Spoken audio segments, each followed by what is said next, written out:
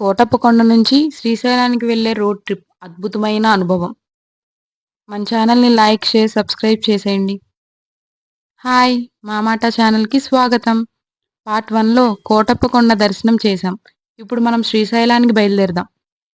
కోటప్పకొండ నుంచి శ్రీశైలానికి వెళ్ళే road trip అద్భుతమైన అనుభవం. అడవుల మధ్య, కొండల పక్కన నిదానంగా కదిలే వాహనం.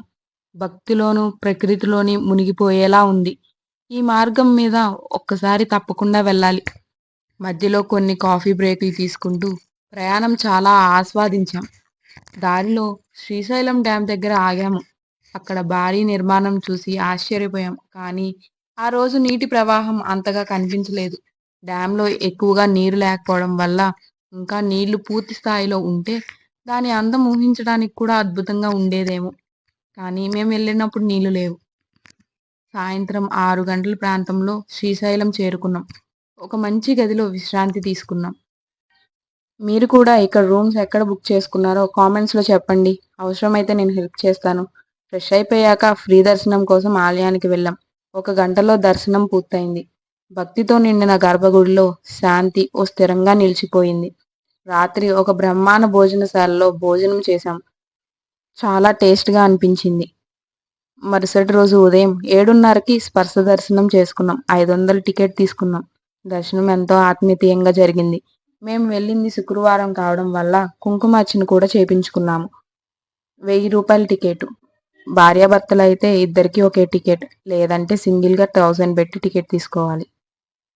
ఇక్కడే ఒక ఆసక్తికరమైన విషయం. అందరికీ తెలుసా? శ్రీశైలంలో గణేశుడిని దర్శనం శివుడికి దర్శించిన తర్వాత చేస్తారు. ఎందుకంటే పురాణాల ప్రకారం శివుడు చెవిటివాడని ఓ చిన్న నమ్మకం ఉంది. దాంతో భక్తులకు ముందే గణేశుణ్ణి ప్రార్థించి శంకరునికి మా కోరికలు చెప్తావు కదా అని కోరుతారు. ఈ భావన వెనక ఉన్న లోతు చూస్తే శివుడు తపస్సులో నిమగ్నుడవుతాడు. గణేశుడు వినిపించే దేవుడు, విఘ్నాలను తొలగించేవాడు. భక్తుల కోరికలు శివుడికి చేరాలంటే మధ్యవర్తిగా గణేశుడు అవసరం అనేది భావన. ఇది శబ్దార్థంగా కాదు, కానీ భావార్థంగా భక్తి లోతులో ఈ విశ్వాసం నిలిచిపోయింది.